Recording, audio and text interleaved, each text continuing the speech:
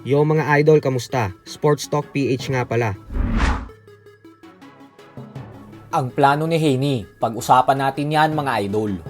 Ngunit bago ang lahat ay huwag kakalimutang mag-subscribe at i-click ang notification bell button for more sports talk.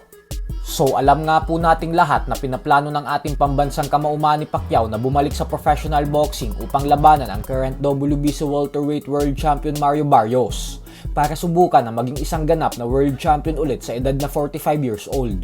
Ito po ang mismong sinabi ng MP Promotions President Sean Gibbons. Pagkatapos ng bigating exhibition fight ni Pacquiao sa Japan sa July 28, ay susubukan na nitong asikasuhin ang posibilidad na lumaban ulit sa isang world title belt, kung saan mismong ang WBC President Mauricio Sulaiman ay pumayag na din at sinabing papayagan niya daw si Pacquiao na dumiretso na kay Mario Barrios kahit 3 taon nang hindi aktibo sa pagboboxing ang ating pambansang kamao.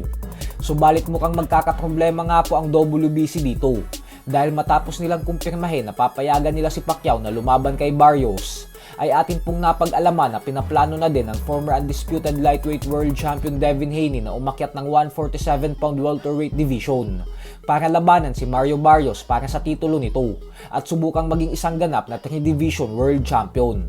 Dahil po sa planong ito ni Haney, ay magiging komplikado ang lahat para kay Pacquiao kasi baka mas paboran ng WBC si Haney gawa ng champion nila ito at aktibong fighter pa kumpara sa ating pambansang kamao na 3 taon nang hindi lumalaban sa professional boxing.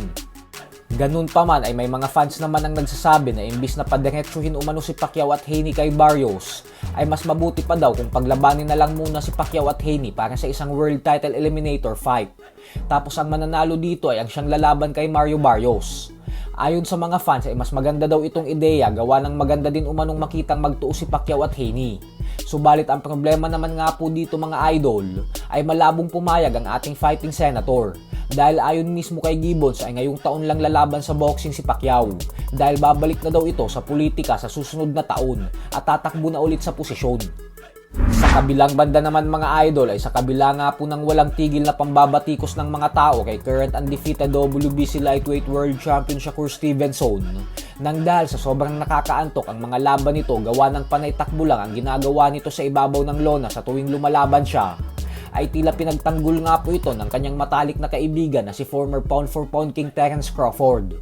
Nagbigay po kasi ng mensahe si Crawford kay Stevenson kung saan sinabihan niya ito na wag lang daw nitong papansinin ang sinasabi ng mga tao at bagkus mag-focus lang daw ito na makuha lagi ang panalo sa bawat laban niya. Paliwanag ni Crawford kay Stevenson na basta umano magtuloy-tuloy ang panalo nito, ay dadating daw ang panahon na dudumugin ito ng mga fans at pipila ang mga fighters para lang magkaroon ng pagkakataon na makasagupa si Stevenson.